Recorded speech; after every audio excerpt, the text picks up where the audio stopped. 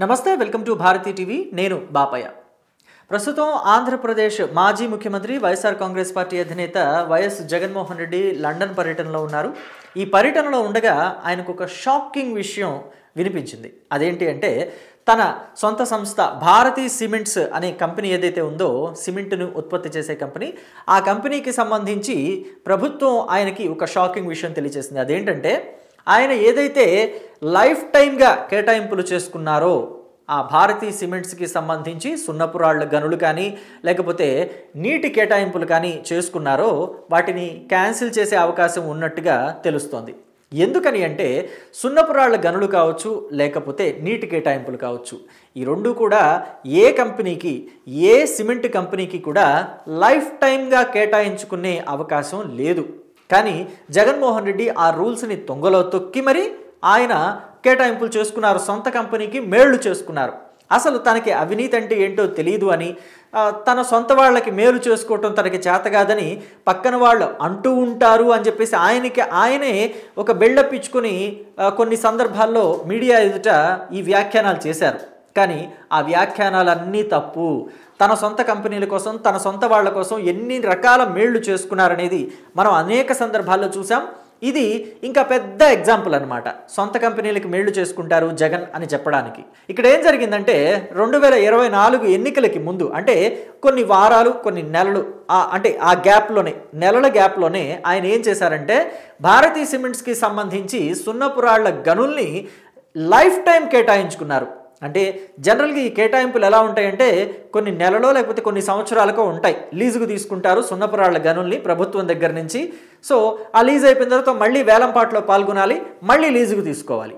కానీ జగన్మోహన్ రెడ్డి ఏం చేశారంటే భారతీ సిమెంట్స్కి లైఫ్ టైం అంటే జీవితకాలం ఆ భారతీ సిమెంట్స్ ఎన్నాళ్ళైతే ఉంటుందో అన్నాళ్ళు కూడా సున్నపురాళ్ళు గనుల్ని ఆ కంపెనీకి కేటాయించేశారు. ఎందుకంటే తను అధికారంలో ఉన్నారు, ముఖ్యమంత్రిగా ఉన్నారు, ఓ సంతకం గీకటమేగా, మొత్తం అంతా కూడా లైఫ్ టైం అచీవ్మెంట్ అయిపోయింది ఆయనకి అది. సో కాబట్టి ఆ సున్నపురాళ్ళు గనులతో పాటుగా సిమెంట్ ఫ్యాక్టరీ నడవాలంటే ముఖ్యంగా కావాల్సింది నీళ్లు. సో ఎన్ని టీఎంసీల నీళ్లు కావాలి, ఎంత ఉత్పత్తి చేసే సామర్థ్యం ఉన్న సిమెంట్ ఉత్పత్తి చేసే సామర్థ్యం ఉన్న కంపెనీకి ఎన్ని టీఎంసీల నీళ్లు కావాలనేది ఒక క్యాలిక్యులేషన్ ఉంటుంది.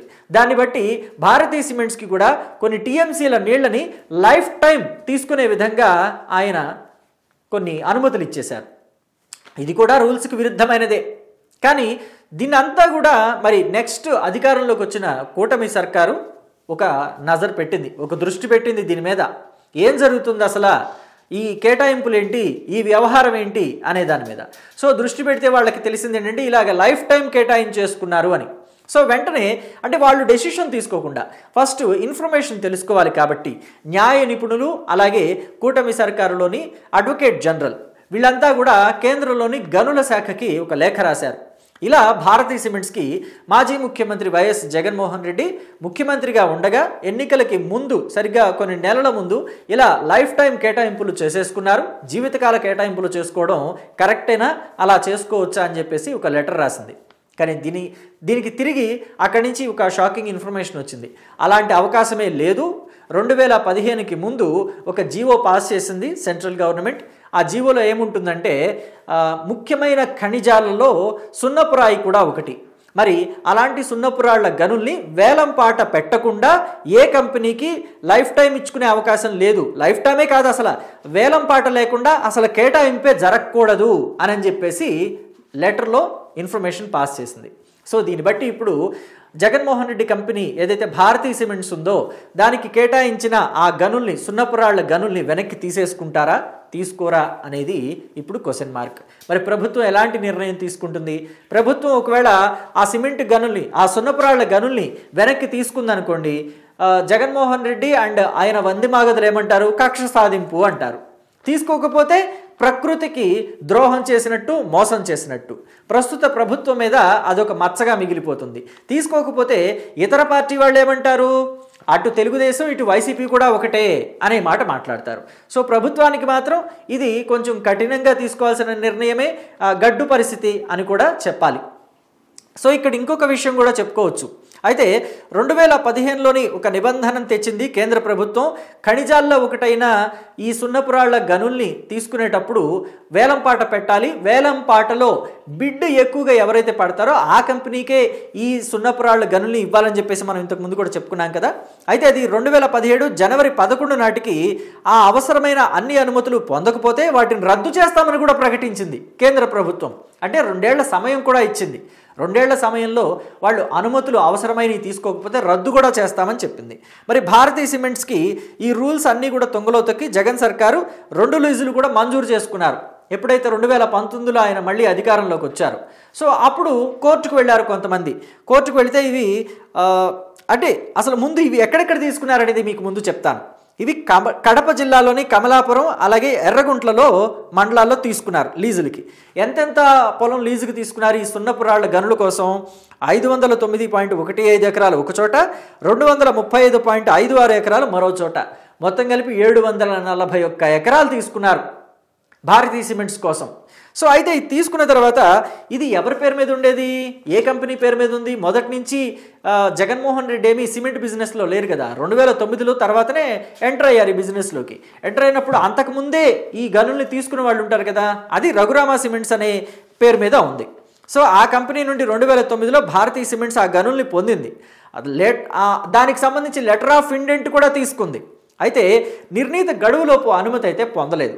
దానివల్ల దీనికి ఇప్పుడు ఇబ్బందులు వచ్చి పడ్డాయి.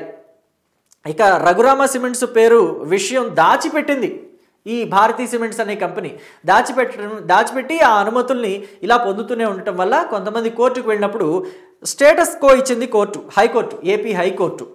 సో అంటే స్టేటస్ కో ఎటువంటి ఇంతకు ముందు వరకు ఎలా ఉన్నాయో అలాగే రన్ చేసుకోండి అని చెప్పేసి. అంటే రఘురామ సిమెంట్స్ అనే పేరు మీద ఈ సున్నపురాళ్ల గనులు ఉన్నాయి కదా, అలాగే రన్ చేసుకోవాలి తప్ప అంటే ఈ భారతీయ సిమెంట్స్ వాళ్ళు ఎవరైతే ఉన్నారో, వైఎస్ ఫ్యామిలీ ఎవరైతే ఉన్నారో వాళ్ళు అచ్చంగా వాళ్ళు తీసేసుకోవడానికి అవ్వదు అని చెప్పేసి. అది దీనికోసమే ఇలాగ రన్ చేసుకుంటూనే చివరికి 2024 ఎన్నికల ముందు ఫిబ్రవరి 2వ తేదీన వైసీపీ సర్కారు లీజు మంజూరు చేస్తూ లైఫ్ టైం 2 గనుల్ని లీజు మంజూరు చేస్తూ ఒక ఆర్డర్ పాస్ చేసింది. సో భారతీయ సిమెంట్స్తో పాటు రామ్కో సిమెంట్స్, ఏసీసీ అనే కంపెనీకి కూడా ఇచ్చారట ఇలాగా అనుమతులు. సో మరి రామ్కో అలాగే ఏసీసీ సిమెంట్స్కి సంబంధించిన ఈ అనుమతులు ఏవైతే ఉన్నాయో వాళ్ళ విషయంలో కూడా ప్రభుత్వం చెక్ చేయాల్సిన అవసరం ఉంది. వాళ్ళకు కూడా లైఫ్ టైం ఇచ్చారా లేకపోతే కొన్ని సంవత్సరాల పాటు అనుమతులు ఇచ్చారా అనేది కూడా చెక్ చేయాలి. ఆ అనుమతులు ఎలా ఉన్నాయి, నిబంధనలకి కేంద్ర ప్రభుత్వం గనుల శాఖ నిబంధనలకి లోబడి ఉన్నాయా, ఆ నిబంధనల్ని ఉల్లంఘిస్తూ ఆ అనుమతులు ఉన్నాయా అనేది కూడా ప్రస్తుత ప్రభుత్వం చెక్ చేయాల్సి ఉంది. సో ఈ లీజులు వేలం లేకుండా ఇవ్వటం రూల్స్కి వ్యతిరేకం కాబట్టి దీని మీద పునఃపరిశీలన చెయ్యాలి అని చెప్పేసి కూడా కోరుతున్నారు.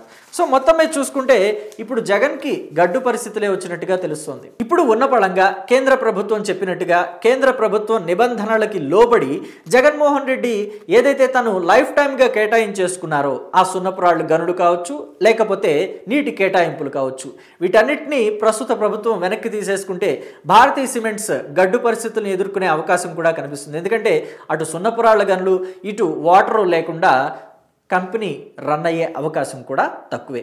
లేదంటే ఈ గనుల్ని ఇతర కంపెనీల నుంచి ఎక్కువ ధరకి కొనుక్కోవాలి. సున్నపురాయి లేకుండా మరి సిమెంట్ తయారవ్వదు కాబట్టి వేరే కంపెనీ నుంచి భారతీయ సిమెంట్స్ ఆ సున్నపురాళ్ళని కొనుక్కొని తీసుకొని వాడుకోవాలి. కాబట్టి మరి కంపెనీకి అది భారమయ్యే అవకాశం కూడా ఉంటుంది. అంటే ఎట్లా చూసినా భారతీయ సిమెంట్స్కి దెబ్బే. సో కాబట్టి అధికారం మన చేతిలో ఉంది కదా అని చెప్పేసి ఇష్టానుసారంగా దాన్ని ఎడాపెడా వాడేస్తే ఇలాంటి ఇబ్బందులే భవిష్యత్తులో తలెత్తుతాయి. సో దీని మీద మీరేమనుకుంటున్నారు?